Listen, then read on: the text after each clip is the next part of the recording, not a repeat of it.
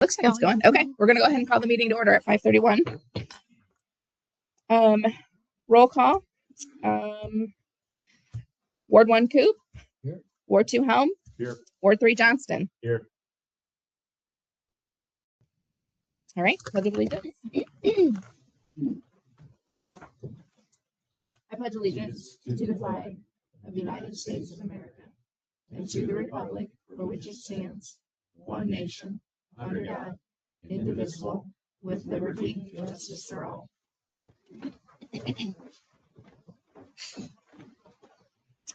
All right, moving on to approval of the agenda. Just a couple of quick amendments to the agenda before we approve it. Under city business, Rick Teed can't join us until a little bit later into the council meeting, so we're going to move items 4 and 5 under city business to the top and put 1, 2, and 3 at the bottom to give him time to join us after his other meeting.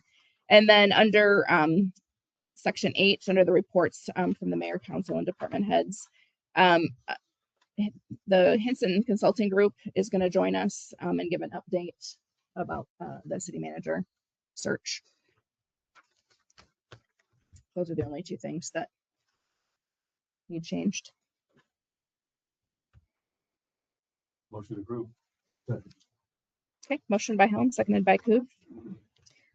Coop, Yes. Johnston, Yes. Helm. Yes. Okay, moving on to the communications portion of the meeting. If there's anyone present who would like to address the council, now would be the time to do so. Yeah. There's 2 of you, so either one doesn't matter. Just when you get to the podium, just state your name and your address, please. My name is Tipton.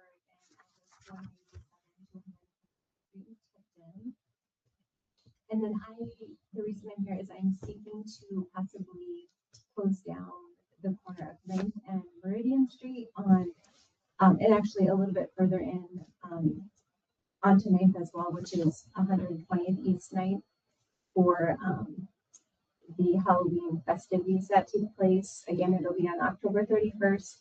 We're looking to close the street down from 4 to possibly 7:30, if that's a possibility.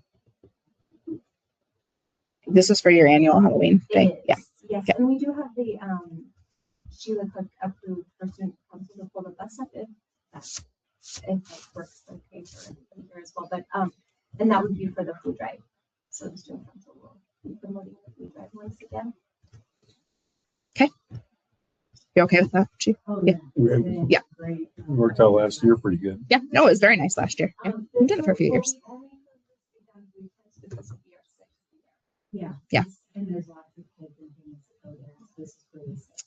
Yeah, I worked the food bus last year with Sheila. I guess I should say that, but It's the bus, yeah. Wonderful. Yeah. And should I be there? Ideally, if they could have the barricades there, really, you could drop off at any time. It's on a Friday this year, so really anytime, maybe before 3:30 on Friday, and then we can set the barricades up at 4 o'clock, and then we can take them down and return them to the corners of, I think they were left on 9th and Meridian. Oh, I guess. Is that okay with you, Steve? I assume you're the one that dropped off the barricades? Yeah. Okay. Okay. Yeah, I don't think there's any issues with that. Yeah. You're welcome. Hi, Tiffany. Hi, I'm Tiffany Meyer. My city address would be 405 Cedar. I own the bakery. My husband and I own the bakery, so that would be where I reside most of the time. I want to thank the council again for asphalting our alley behind the bakery and what all was through citizens. That has been awesome. With that being said, the last 2 weeks have been very challenging. Not knowing that I'm really excited to have the seating over the green space, but that project has created some big problems for us because we didn't know about it. I had a truck issue. I've had twice now where I've been not able to get to my business to take stuff that I've picked up to deliver. I know residents haven't been able to get in their spots.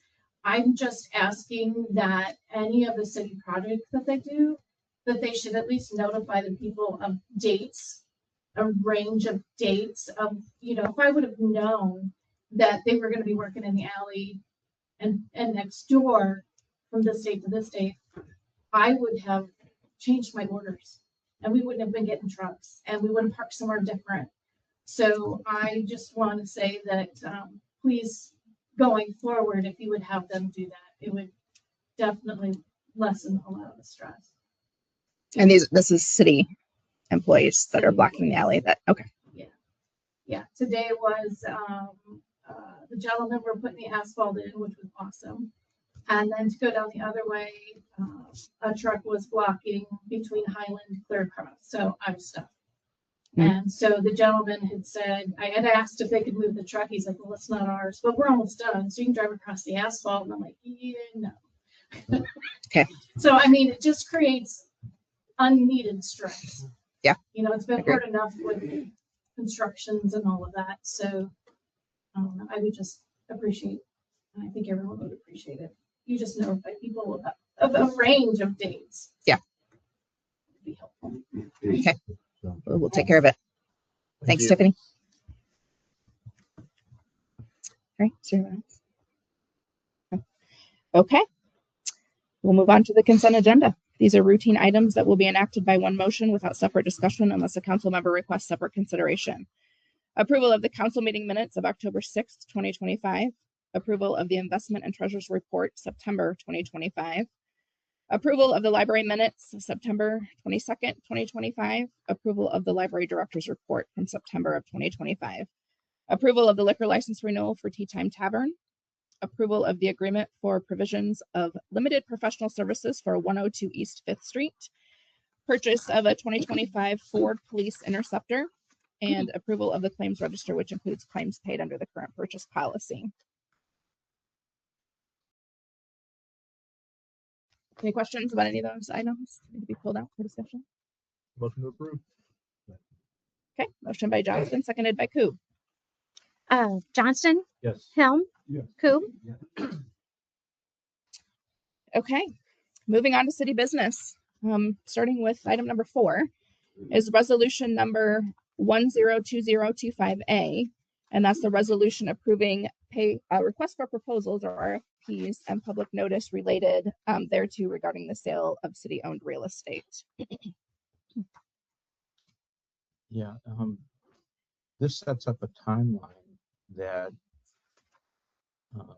would have the public notice run on November 20, or excuse me, it would have a due date for new proposals on the third group of homes would be November 20 at 11 a.m.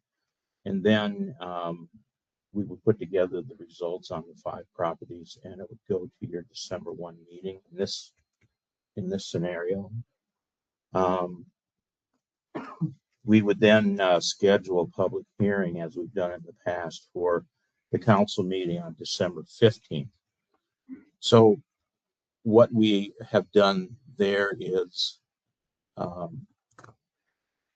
you would do a selection of who you think ought to be awarded projects on December 1 if you're ready to do that.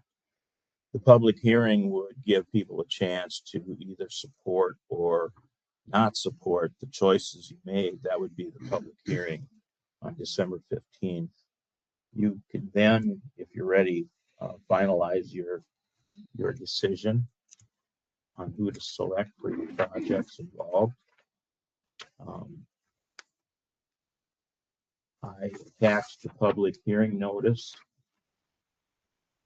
We would like to run it, or at least I'm suggesting to run it 3 times in the near term. And then later, more close to the actual meeting on the 15th, so we could meet the 4-day, 20-day notice period. There are a couple of things I want to mention.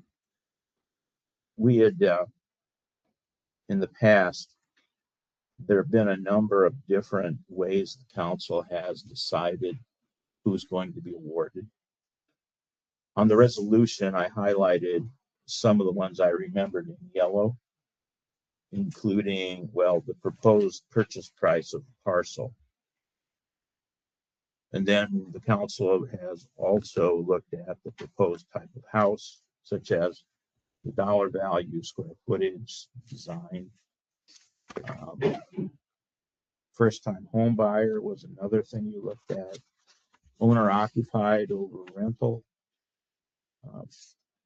Proposed homeowner relocating to Tipton. Proposed home owner already from Tipton.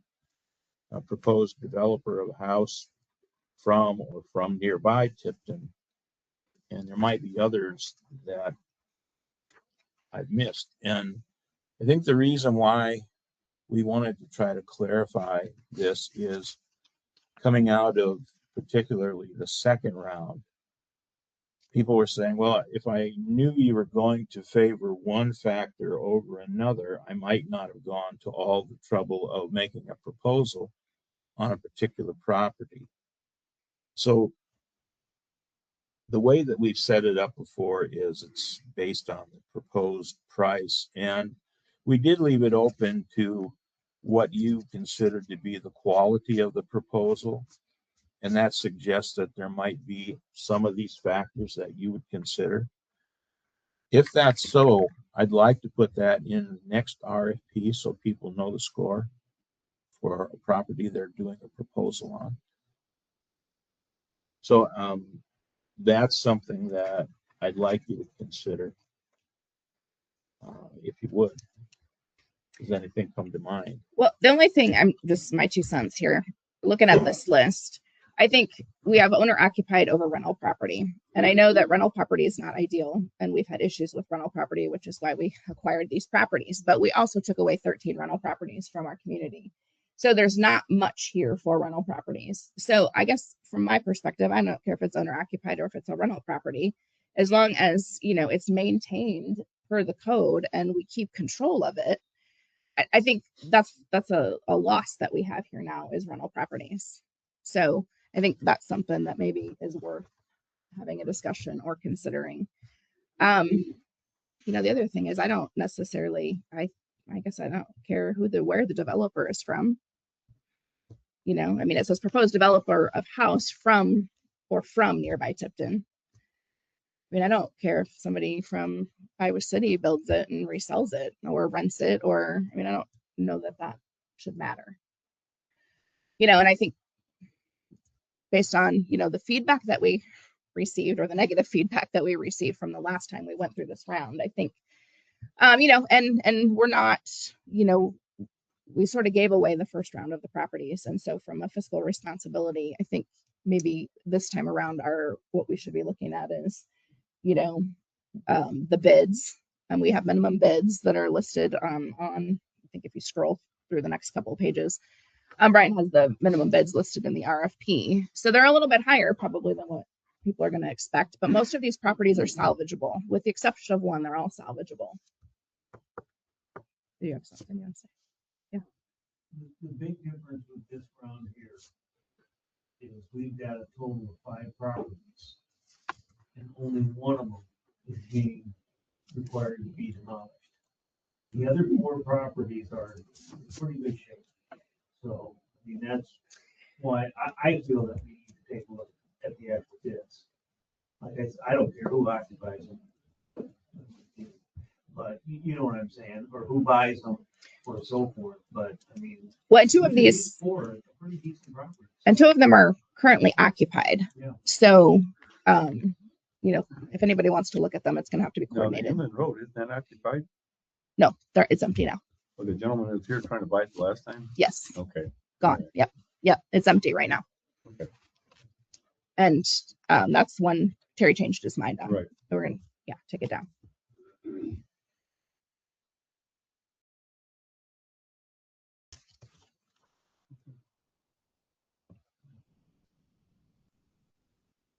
Anybody else have any thoughts?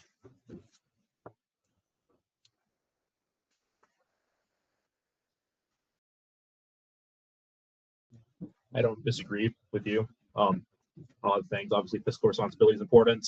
I also have never had a problem with the contractor being not from here or any of that. I think we've trended in a direction in the last two processes where we have awarded to first-time home owners. I don't necessarily think that's a bad thing when we're looking at stuff. And, we've looked at people who want to be in the community. I don't think that's a bad thing either, that people want to live in the community.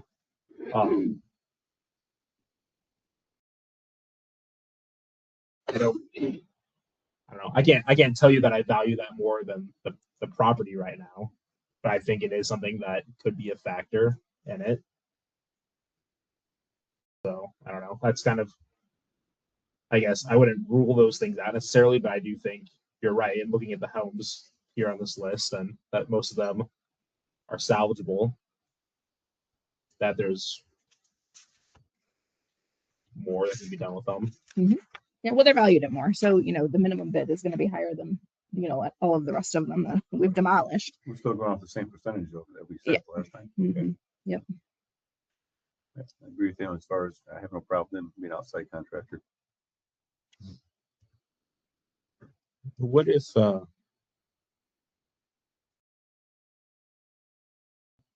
somebody wins on proposed purchase price, but somebody who's less than that states that they would put quite a bit more into the rehab of the house? Does one versus the other matter?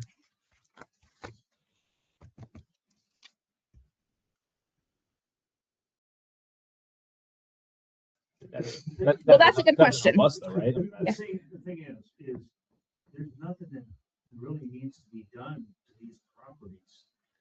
The one on, West Fifth. Yeah. It needs a roof. Right, there's 2 broken windows in it. Foundation might need a little ductwork. Otherwise it's occupiable. The other 3 are all occupied.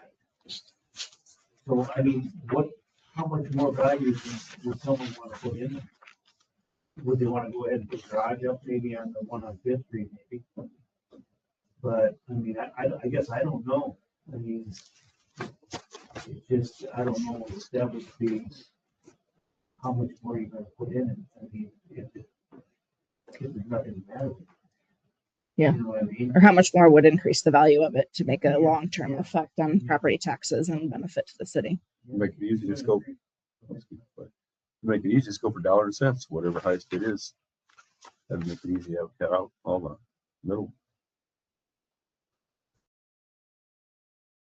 Is that I think that's, consensus? We've tried it twice. yeah, I know. I'm like, well, that I'm was just the saying it hasn't intention happened, the right? last 2 So, rounds, but yeah, it There's hasn't always happened. been something that's came up, and Right. I mean, originally when we Parts started of the this, that yard. was the intention, was the highest Now all bid. we have is one that he's tore down. So like Terry was saying, the other 4 are actually you're buying a property, you're buying a house. Yep. So if they want the house, they need to. I would agree that nothing under the minimum, obviously. Yeah.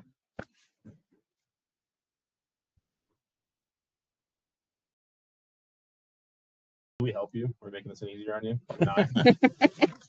Well, I think so. Do we agree to take out the proposed developer of house from nearby Tipton?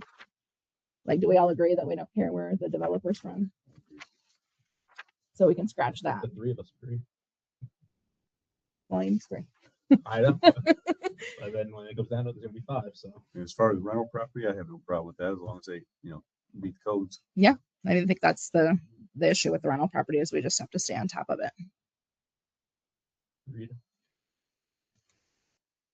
So Well, if we're looking at the purchase price, I would probably write the RFP to say something that the council would like to put a special emphasis on the proposed purchase price of the parcel over other factors, something like that. and I think that's acceptable. I think that's no. Okay. Move on. Yeah.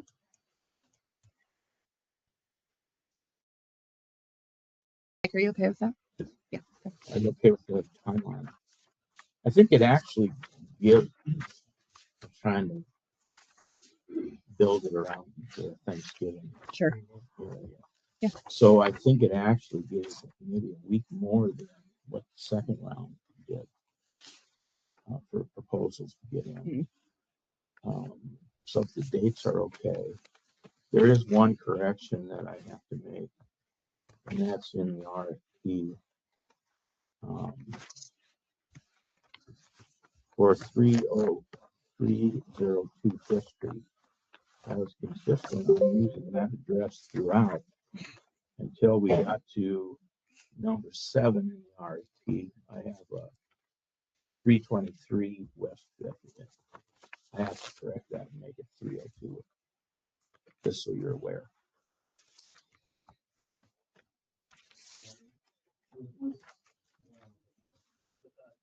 Was there something in the RFP on when they have to be demolished? Is that like 60 days? Yeah. Okay, so if we're to award in December. Oh, yeah. Yeah, that's true. Probably need to amend that. That becomes a problem for vending gas service.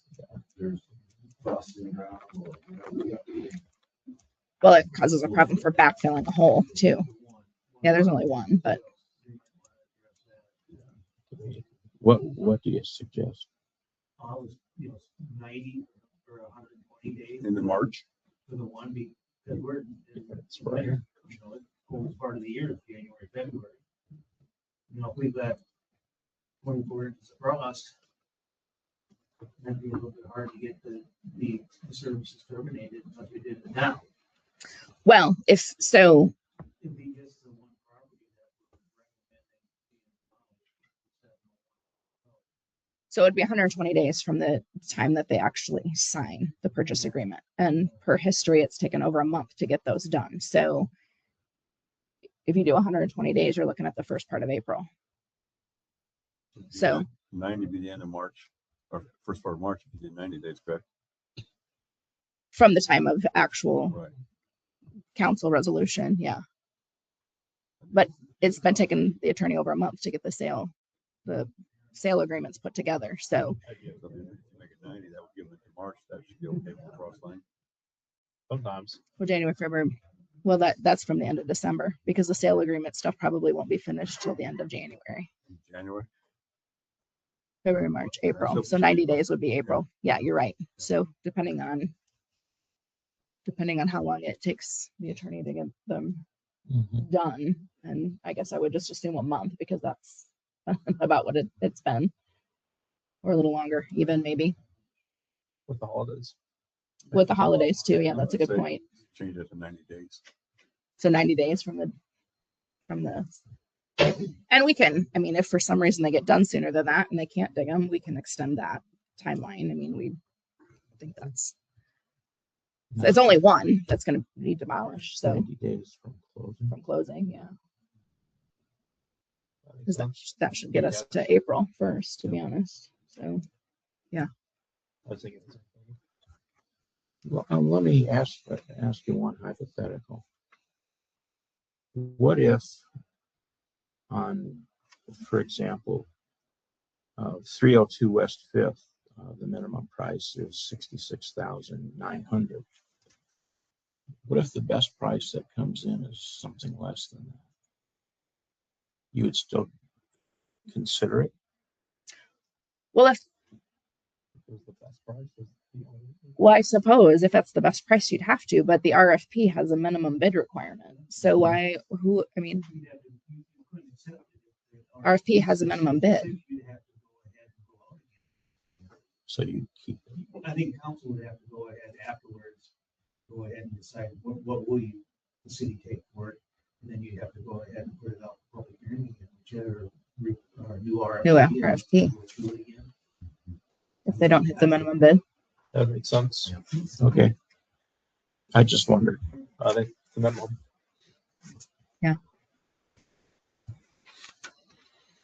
Okay.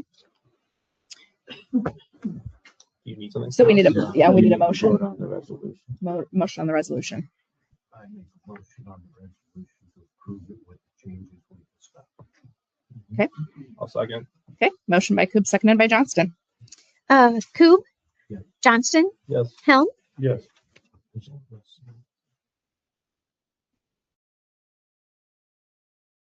Parking should be on the east side. No parking on the east side. No parking on the west side. Oh, Sorry, okay. parking on the east side. Okay, next is ordinance number 598, and this is ordinance amending chapter 69 parking regulations, section 6908 for no parking zones. This is the first reading. Yeah, this establishes no parking on the west side of Plum from North Street to the northern city limit line. So a little background for the council members, and Luke, jump in here if I leave something out. We originally talked about this when we poured the new street, North Plum Street, and we've had issues in the past with large farm equipment coming through there. Some of us have lost a mailbox a time or two.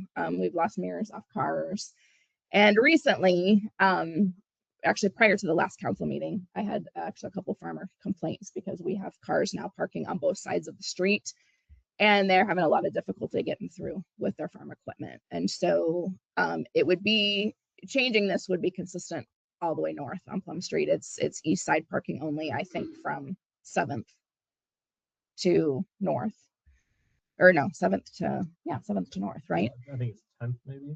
I don't think you can park on the street at all from 7th to 10th, can you? Maybe not from 7th to 10th, maybe it's 10th to north. 10th to north.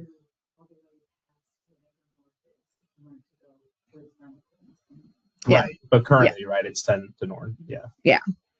So Luke and I've talked about it actually a couple of different times, and there's been some instances over the past month or so where traffic has just kind of been disastrous up there. And so we just like to bring it back around again, I think, to farm equipment's not getting any smaller, and just to avoid the loss of mailboxes or mirrors or whatever. And like I said, I've had 2 complaints from farmers coming through with cars parked on both sides of the street. It's real tricky sometimes to get through there. So just thinking maybe it would be worthwhile to look at parking on one side all the way out. And we had an instance again this weekend.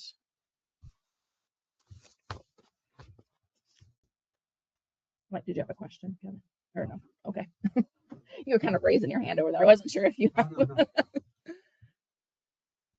So I don't know, Luke, if you have any additional comments to that. That hits it, right? Just hard for them to get through. As long as it's a farm to market road, they need to be able to. So Yeah. I always thought gravel road was fun. yeah, get to the co-op somehow. Yeah, it's the city business truck route, city commercial truck route. So that's the way they come in off the gravel. And there's only a few farmers, but inevitably, we've lost our mailbox twice in 15 years, 20 years.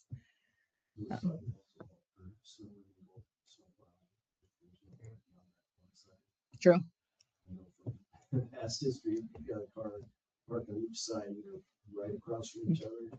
10th Street's really hard. It's really bad that way. That always, they don't stagger, they're always right across. So, Mm-hmm. I think that would probably help public works too in that regard.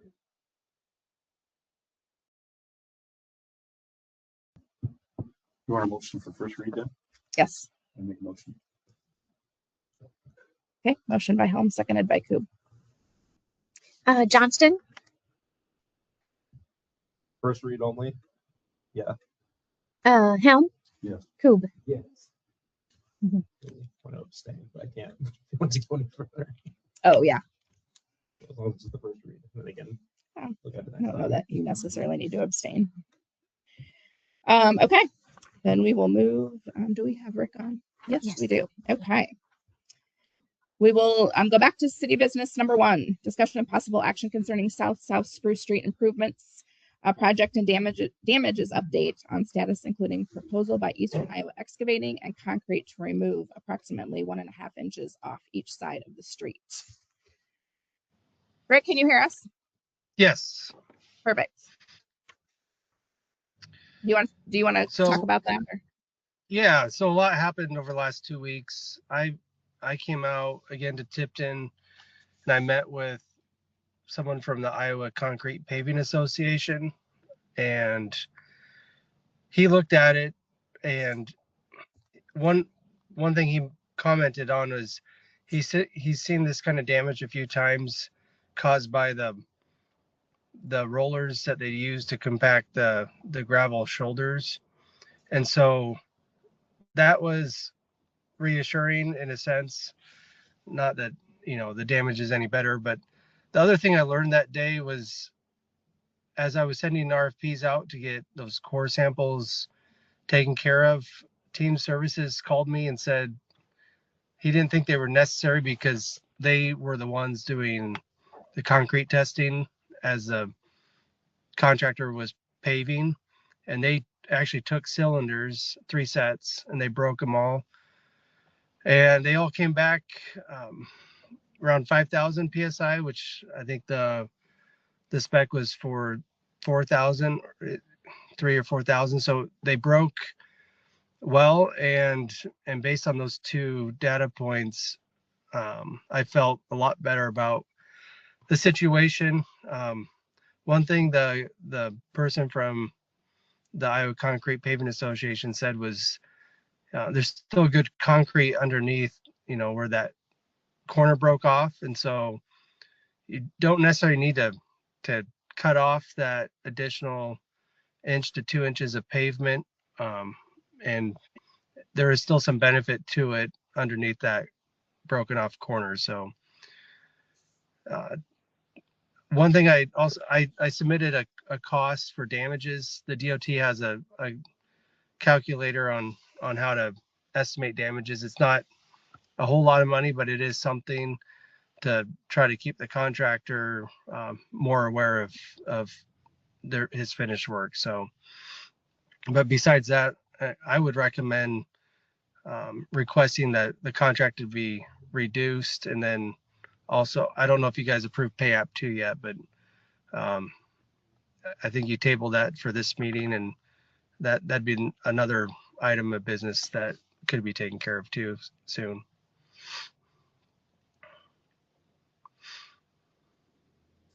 So Rick, you're suggesting to not cut the edges off and redo them? Correct. And we could reduce the contract by a little over $1,000 based on a DOT estimating tool.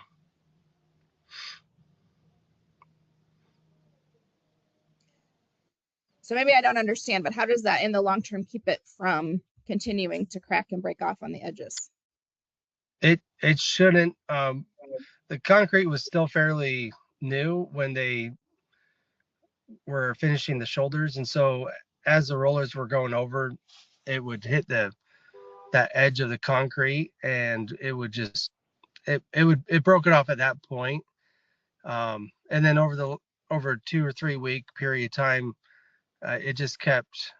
It was already broken, but it would just fall off during that time, and so the concrete itself is good, and then there's also a 4-year warranty bond that if there are any other issues, we can still go back on that. Okay, I guess my concern is there's a lot of heavy equipment that goes out that road to RPM or what is it? RPM Revival, right? RPM. Right. So I'm just concerned, I guess, if they're driving too close to the edge or even the snow plows, are they going to catch that concrete and break it up even more along the edges? I guess the snowplow concern is probably a good one. As far as heavy equipment, that shouldn't damage the pavement anymore. But even the snowplows. I mean, I assume you're going to plow it, right, Steve? Now that it's paved, you'll plow it? Yeah. Yeah. So you feel I guess the way it's damaged, I don't see that being an issue. Because a lot of times, there may be a crack on the pavement, but we're still plowing those streets too, and I see where your concern is on the snowplow one question. Yeah, I guess I'm just, they've got big semis and big dump trucks and stuff that come in and out of Correct. RPM. And, I guess I'm looking at if they're making wide turns and they're coming off the edge of that concrete, is that going to break that concrete up more? That should not. It should not. So you feel the concrete was just green when they rolled the rollers over, correct? Yes. And you don't have any problem right now as far as breaking off now, right? What you're saying? Correct. And I have pictures of each of those panels. So my thought is to come back in a few years and just check it when I'm in the area too. I guess my other question to the council would be, are we okay with the way that looks? I mean, I have a freshly brand new poured street with broken edges. I mean, it doesn't look like it was it doesn't look like it was, it doesn't look like a street that I would want finished. I know we didn't put curb, out there. So I suppose there's going to be some element of unfinished edges, but I don't know. And having them cut off, the damaged edges, that is something they've done before as far as trying to clean up some edges. So not necessarily this contractor, but that's been done too. So if the council wants to move that way, that's more than okay. Is anyone from Eastern Iowa on the line? No. I did talk to them today about this too. So I don't know. I guess, Steve, do you have thoughts? I think it's cosmetic for the most part. I think cutting it off would look finished, look nicer. I don't think heavy duty truck traffic is gonna make any difference. What's cracked right now, I don't know if any of you have seen it or not, but it's not far in. And that will probably slough off, but it's not that deep. It's a council decision, I think. It's the fact that the cylinders were broken 5,000 pounds, the concrete's hard. And I don't see any further cracks. And we got a 4-year maintenance bond. So if it does crack further in, we've got that bond falling back. But they said they come and cut those edges, cut both sides all the way up and down. If that's what you want to do. Well, I'm just looking for the best long-term option, I guess. Give it a year and you go back and reassess it. Yeah, we can even go, we got 4 years to go 4? back and reassess it. I'm saying let's say we want a year or 2 years, go back and reassess it, and it's cracked anymore, then cut it down. Yeah, I mean, I've just seen it. I think it looks terrible. That's just my opinion. I would just, if you guys recommend cutting off the edge and we go back in 2 years and I wouldn't recommend to keep cutting off the edge. At some point, you just need to replace the panel. But at this point, it shouldn't deteriorate any more than what it already has. That the damaged edge was at the very beginning of, right when they got done paving. And so it just took a few weeks to show itself. Did you say something about, even though it's come off at the edges, that what's under the part that flaked off still has some sort of structural benefit? Yes, exactly.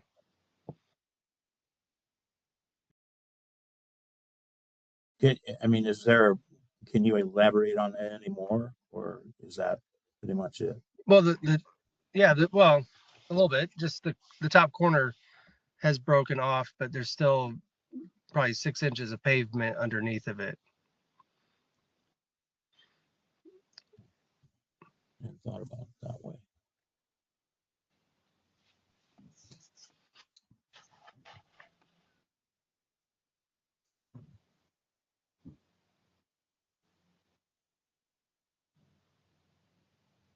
Thoughts from the council? It's too bad there isn't a way to bevel it off,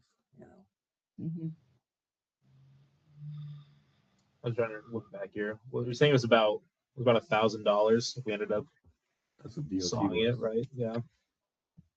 $1,000 was what the DOT was gonna give us back off the deal. Yeah. What was the price for sawing it off? They did that cost because they thought, yeah, they hadn't gotten that yet. When the owner of Eastern Iowa talked to me, it sounded like they were offering just to make it good. If they're Yeah. offering, they good, to satisfy everybody, go ahead, go that route. Before you decide to Yeah. solve it. Yeah. I just feel like two wrongs don't make a right on that. In fact, after the last time we spoke about this, I got such a doomsday impression that I went out with young Lenz and Austin, and we looked at it and looked around and like, this is it. Yeah. So in case any of you haven't seen it, maybe you haven't seen it, my impression was it's not a big deal. I'd take the $1,000, leave it alone, keep an eye on it for 3 or 4 year bond. Don't forget about it. You know, remember that, Mhm. come back to it. That's my recommendation. The Solomon's edges, to me, two wrongs don't make a right. I wouldn't sell it. That's just my opinion. Okay. I don't think I don't- it's a plow. I think a plow is gonna sit on that plane. There's nothing above plane. It's all below plane, so I don't think it's gonna kill. Okay. Just asking the questions because concrete's not my area of expertise. I just don't like the way it looks. But if it's functional and it doesn't matter, then yeah, we paid a lot of money for it. If it was on a residential street, you know, yeah, this has got gravel shoulders. Mhm. Yeah. I don't think I. Okay.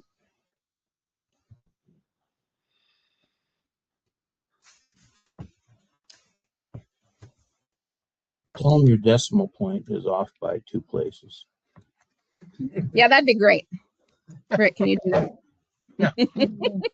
Nice. Okay. So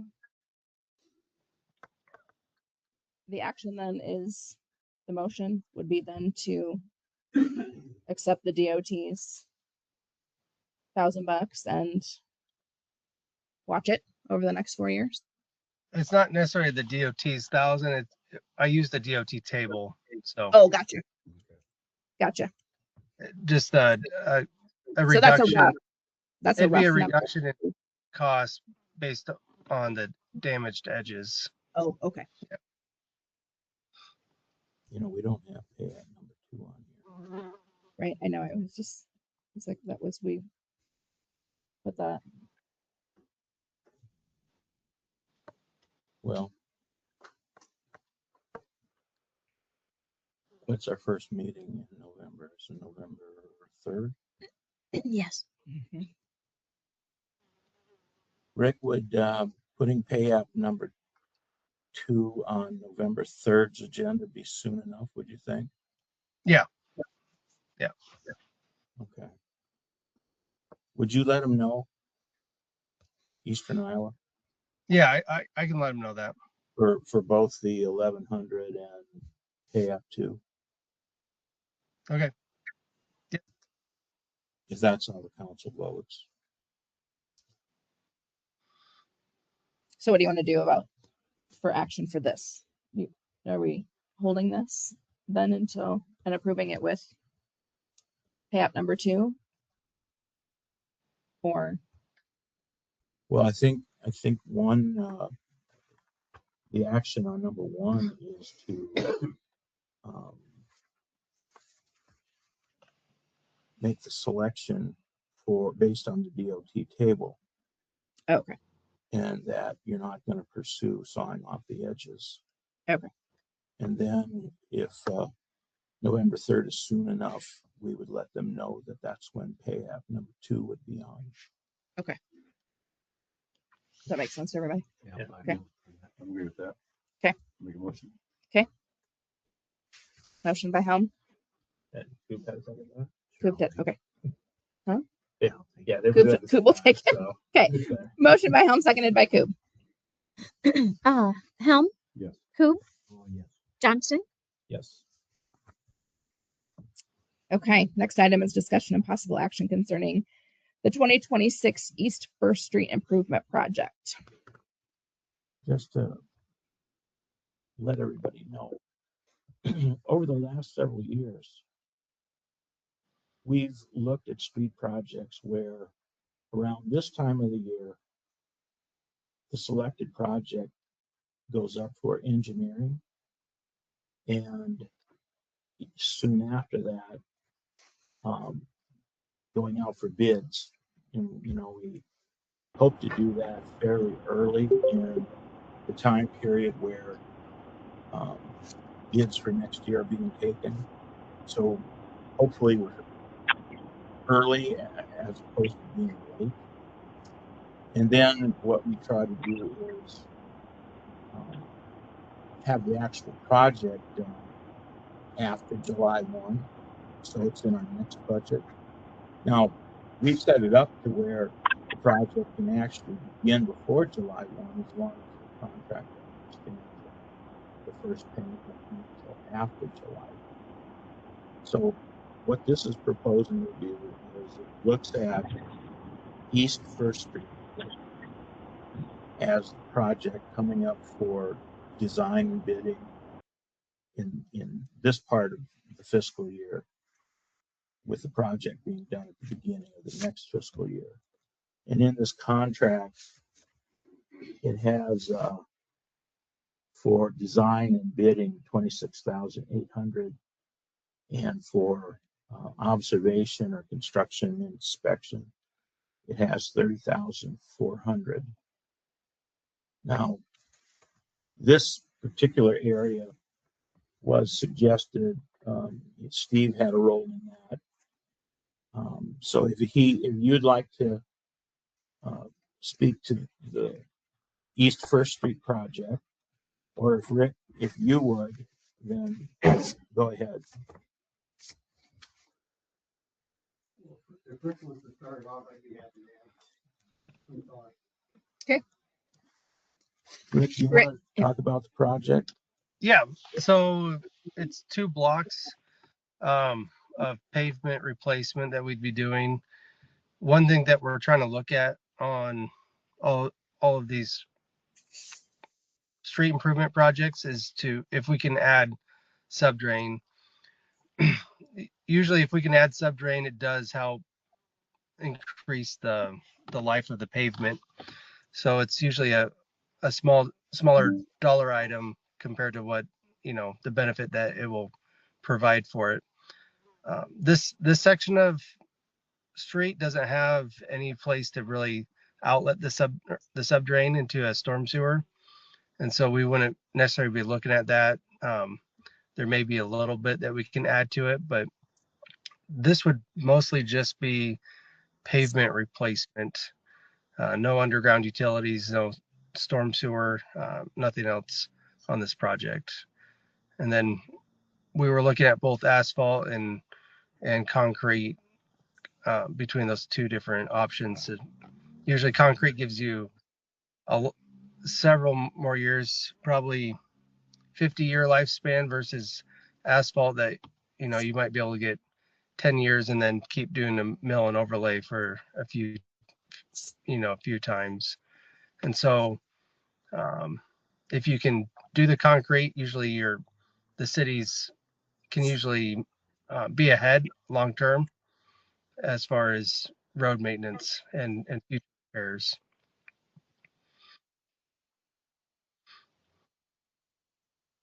So were you looking at the council choosing one or the other, or were you looking at having a primary bid and an alternate?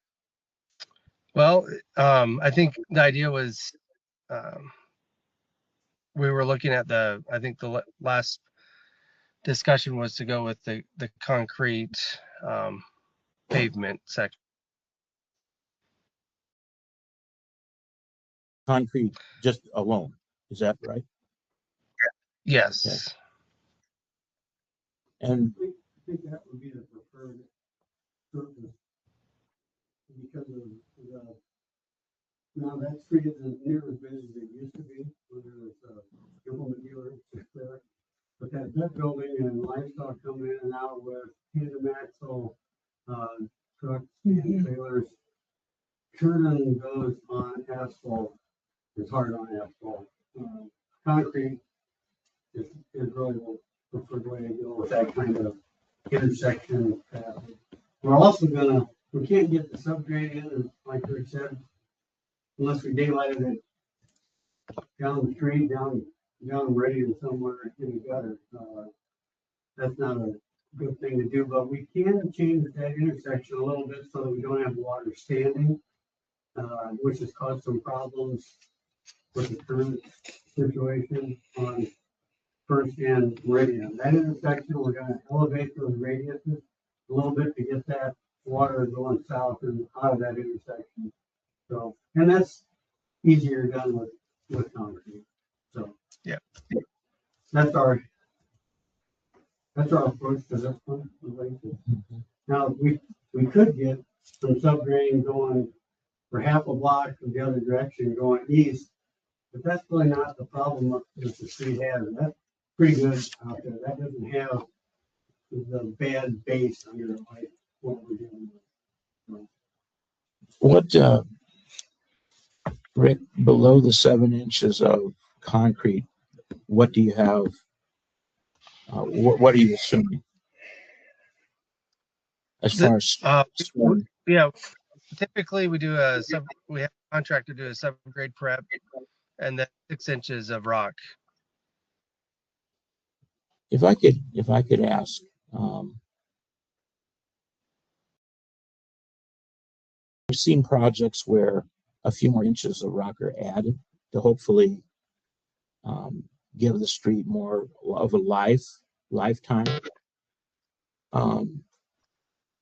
Could you comment on that?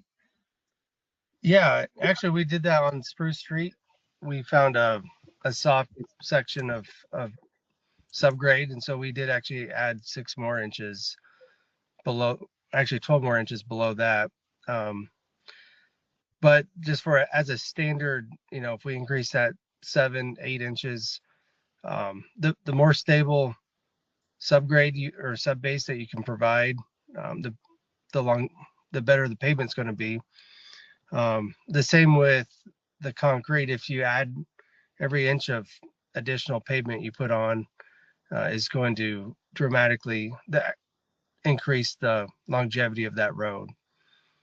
Well, the reason why I was asking is that, rock is generally a lot cheaper. Yeah. The other thing, oh, go ahead.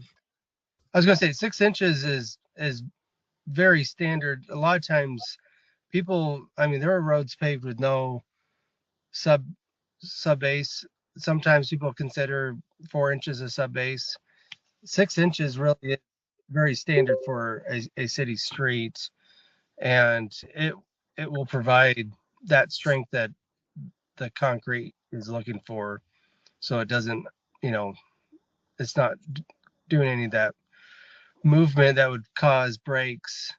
One thing that we do is when we get the subgrade, the dirt prepped, they will roll a truck loaded with rock across it. And if it sinks in any more than a half an inch, usually that's where we start coring out and adding additional rock. So, if we have strong subgrade with 6 inches of rock, then that road section is going to be pretty solid. Could I ask you one more thing? Yeah. Out at the airport, as part of that project, when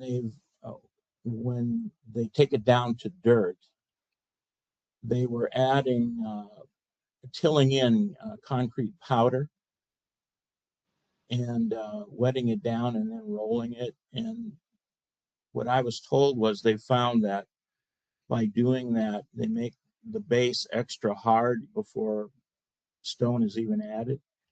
Yeah. Have you seen that used yourself? We haven't ever used that on residential roads, but that definitely is. That's actually another method to strengthen the subgrade, especially if you have some soft subgrade too. we could price it out on the cost estimate, see what the additional subgrade prep would be, but that would provide additional strength. Well, and could that be an alternate? Yes, absolutely. I would suggest doing that. Anyway. How much semi traffic is on First Street there? Is there still semis that come in and out of that alley behind where those bins are? Are those still functional bins? I don't think so. Yeah, I think Croc still uses the old grade. Yeah, the bit. Yeah. But 6 inches of rock and 7 inches of concrete, that'd Yeah. be sufficient enough. But it's always, Yeah, I'm I just mean, right now, we're losing, there's not as much traffic on that road as there used to be. All we have now is a few cows in here. Yeah. but it doesn't hurt to do an alternate on the other method. Correct. no. I was Go just 6 and asking 7 semi already. traffic just for the strength of the Sure. road. Yeah. I would add to your, and we had this conversation in Public Works, that we question, I'd be curious what Rick thinks about this too. We question how much basically gross weight and traffic falls off after First. So maybe, and I don't know if we want to mess around with two different designs, but it kind of made sense to us, let's say a load of steers going into that clinic is probably about 20,000 pounds. Those semis going into the elevator, they're closer to 90,000 pounds. Mm-hmm. But after you get past First Street, I got to think, oh, that lightens up quite a bit. I don't think most of that style of traffic is going beyond First, but I might be wrong. I'm just curious what the group thinks about maybe changing design after the east side of First. Going heavy duty from Cedar to the east side of First, and then maybe a little bit from there. Could be a possibility. Maybe it's not worth switching. Well, that's where that Smith, they put that Smith color in there on the fly ash. Then after that, don't put it in. Plum has 90,000 pounds trucks coming down Plum. Yeah. Yeah. That's 6 inches with 7 inches of concrete. Farming. Yeah. I mean, that's just the same thing to be going to the grain there. Yeah. No, it was just a random thought that I had. I didn't know if those bins were still being used or not. Would you guys change the design after First or just leave it? After Meridian. I'm sorry, after Meridian. Yeah. Thank you. Well, it is the old railroad right away. So it's pretty well compacted. It's a well compacted. Now. The problem I see, Brian, is that intersection going east for about 150 feet. That's the problem. That's the problem there. Yeah. Right. That's the area that always potholes out, and we've been patching that. Now, it's kind of on a low, and then about mid-block, it drains the other direction. So I would not advise reducing our street until at least through that area. Yeah. And in that case, just what people. Because now it's good to different.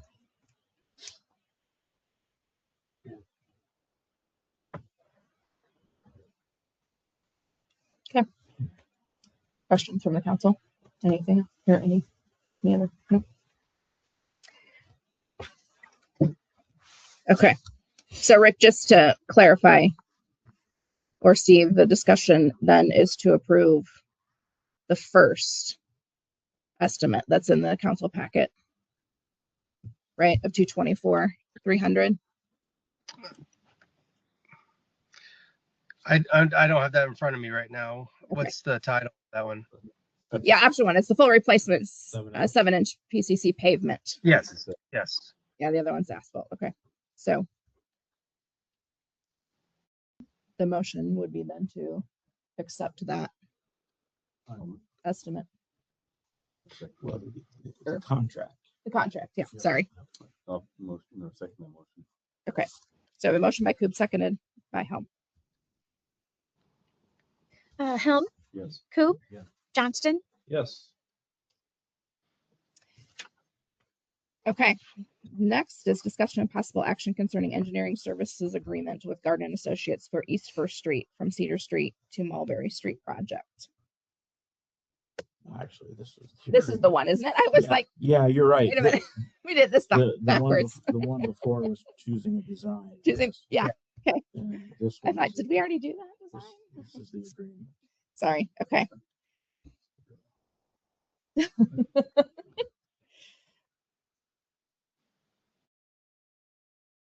Does somebody want to make a motion to approve the agreement? A motion. Okay. Motion by Johnston, seconded by Coop. Coop, Yeah. Johnston, Yes. Helm. Yes. Do we need to go back and discuss? I'm here also, Amy, and I say yes. Oh, okay. Got it. Yeah.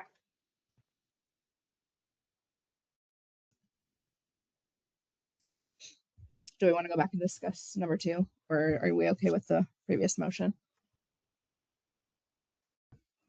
Kevin, are you okay with it? Yeah. Okay. All right. Then we'll just leave it as this. Okay. All right. So that concludes city business. Right? Did I get it off? Yeah. Okay. We will move on to reports. Department heads. What?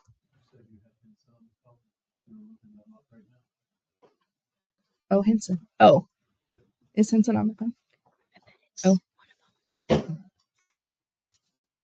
Do you know who it was supposed to be from Henson? I think it was supposed to be Brent. Oh, Brent. Oh, Brent. Brent, are you on the phone?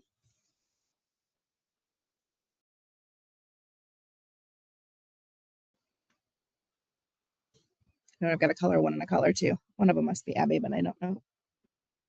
Yeah, I'm here. This is Okay. Abby. So, is anyone from Henson Consulting on the phone?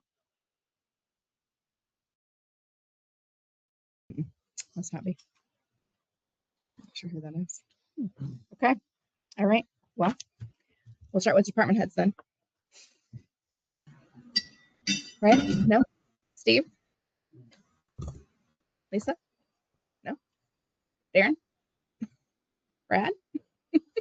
Terry? I know Terry has a list. Number one, we received the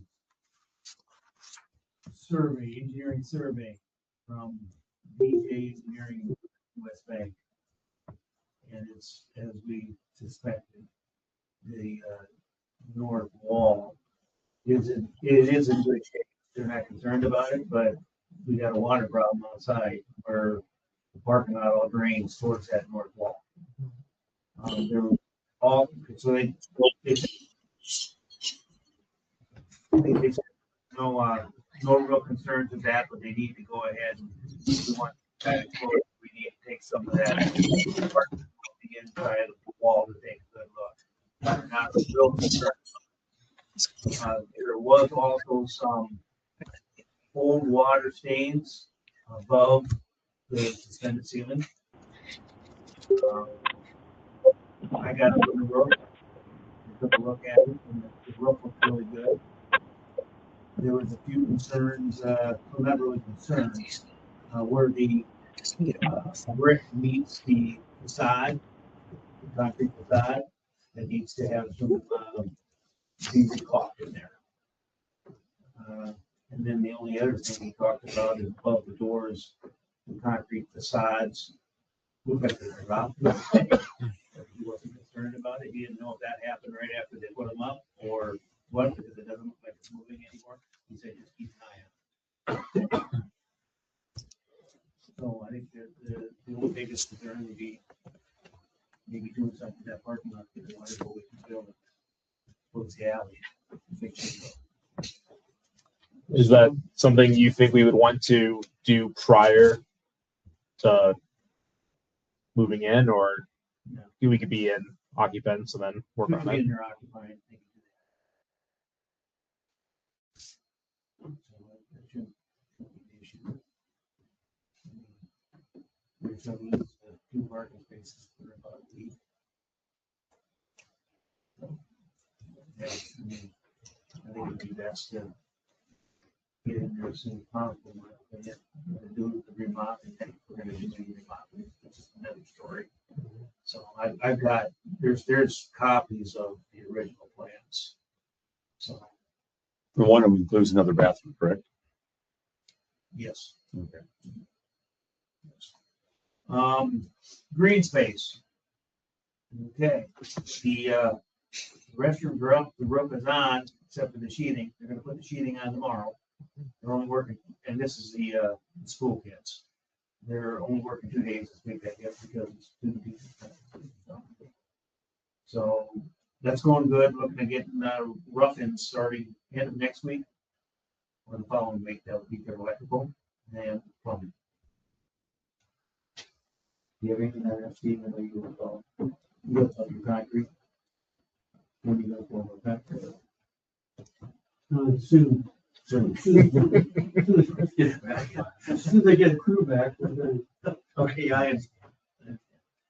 okay, that's really all I've got on the green space.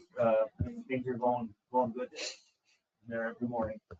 So, keep an eye. Solar array. All the structure is up for the solar panels. The end of the week, they're going to look at putting up the fence around it. The French drains are in. The black topsoil's back in. They're going to, after they get the fencing up, they're going to go ahead and put silk fence on the inside of the actual fence. They're going to try and go ahead and seed it this year. But I told them we needed to make sure we had something growing there before they even think about taking that silk fence down. They said they might even have to go ahead and reseed it in spring, just to make sure we get some good growth there, so we don't have any runoff or anything. All the conduits in, so all they got to do is pull wires. And it sounded like this thing could be up and running in a month. So that's that. The house is 54 Walnut is down. Yeah, I think they were getting ready to pour footings probably this weekend. So that moves down. They have a building permit and so forth. 513 West 9th, that's going to be next. They're taking the excavator from 54, and I think they're going right over the West 9th with it to take that house down. That's what I was told. 801 Locust, they're still waiting on the demolition crew to take that down. I think they're waiting on the same contractor. 323 West 8th,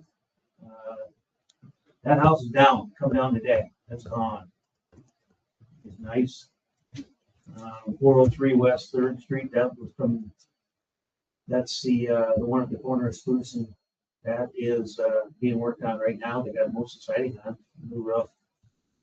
So they put some new windows back in. They'll look pretty nice when they're done, I think. 105 Mulberry, they poured the basement today on that one. They got their lumber package sitting there also, so they're ready to go.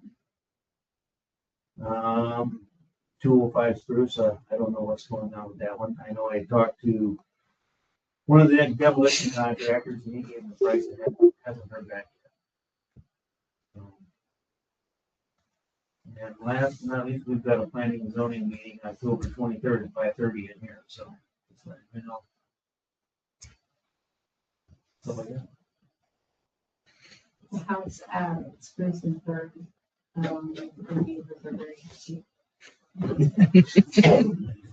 One of them across the street. Sure. And across the street. Oh, yeah. I didn't mark it up. To Yeah. the west and to the east. Oh, yes, yes, yes, yes. I thought you- Both great. It's gonna be nice. I think this is really gonna get things going. I really do. You get some new houses going up in town.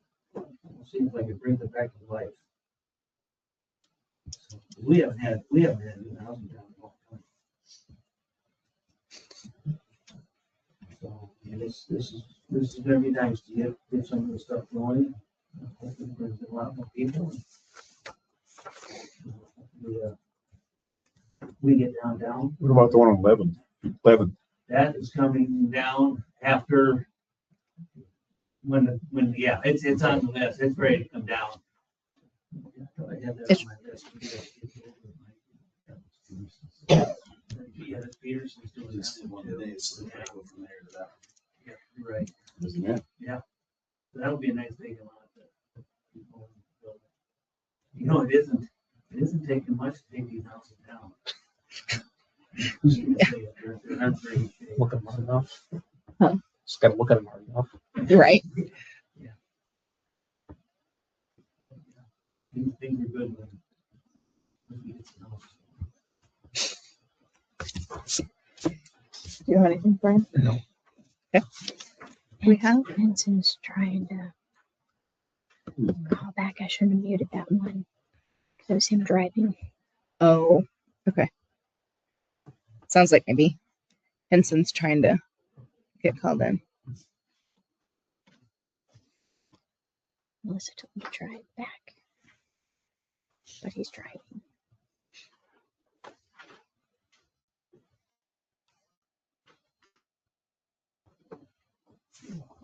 Maybe he gave up.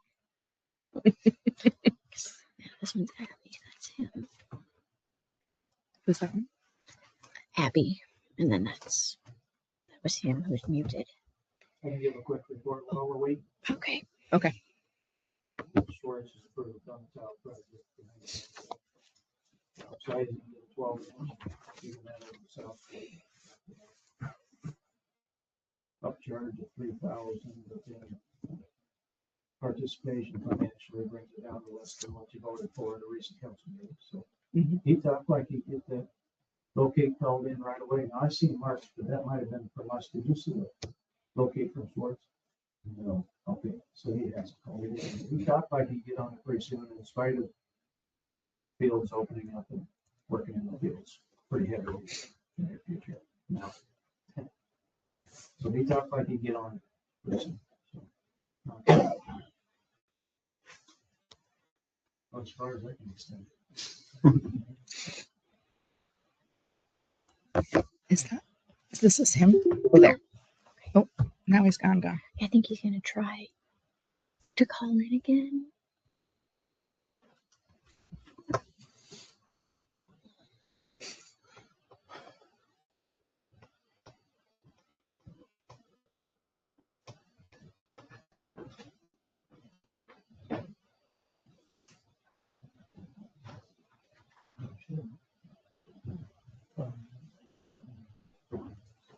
Do council members have anything to report? I don't think I asked you. Anyone? No? No? If you look at the new building, I don't want these chairs that run away from us like. You want real chairs that stick to the floor? And energy chambers. Yeah. Yeah. A little bit cushion too. I don't want to be inside the safe. I think it'd be There he is, awesome. baby. So they lock you in. Brent, is that you on the line? Yes. Can you hear me now? Yes, we can hear you now. Hey, all right. Excellent. Well, thank you so much for your patience. I appreciate it. It's a little bit of a struggle for me. I'm still in transit here driving, so it's a little bit of a challenge, but thank you so much for your patience. Sure. We're ready for you whenever you are. Great. So I just wanted to kind of touch base with you to give you just a little bit of rundown, reminder as far as some schedule items as far as the search goes. So Mark and Marquita were there and met with you guys. That's kind of one of the beginning stages to our process. Kind of next things to keep in mind or be aware of that will be coming up. I will be getting a survey out, so I'll be sending that link to Melissa and she can distribute that out. I expect to get that done by the end of tonight, that I'll have that survey ready to go. That'll be an organizational survey, just kind of on your overall organizational effectiveness. We have a total of 12 questions that we ask, and it's kind of a little bit of a health check. There's no perfect organizations, but certainly we think the best organizations out there are the ones that kind of examine their, kind of strengths and weaknesses and try to address build on the strengths and address the weaknesses, et cetera. And so we'll be putting that together, sending out that link. Then once those results are received, which basically we're giving you about 10 days to respond to that, then we'll turn around and present to you at your November 3rd council meeting. That's kind of our next contact point for the search. By then, we plan to have the position profile, which is our advertising document for the search, plus the organizational effectiveness survey to present to you. And then basically kind of just as a recap of what we're looking at for schedule is we'd be looking at a December 4th application deadline then. So we're giving about a month to receive applications. So that's just kind of the initial steps in the process. Really just kind of wanted to get on tonight to just give you a prompt on some things that would be coming here. Certainly be talking with you guys regularly.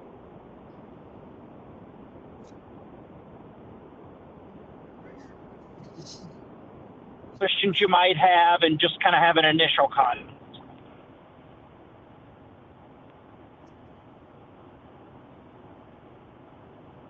So I'd be happy to address any questions anybody might have at this point. Any questions? No. No questions from the crowd. Okay, excellent. Well, thank you so much, guys. Sorry for the problems. No problem. Wish you well. I look forward to working with you on this. So thank you very much. All right. Thanks, Brent. Yep, have a great day. Bye-bye. Bye. Okay. So with that, if there's anything else, Second, third vote. motion by Johnston, motion to adjourn by Johnston, seconded by Helm. Helm, Yes. Coop, Oh, yeah. Johnston, Yeah. Cummins. Yes, and apologies. I had car trouble, so that's what took me a while to get on. That's okay. Thanks, Abby. All right. Meeting adjourned. Thanks, everybody.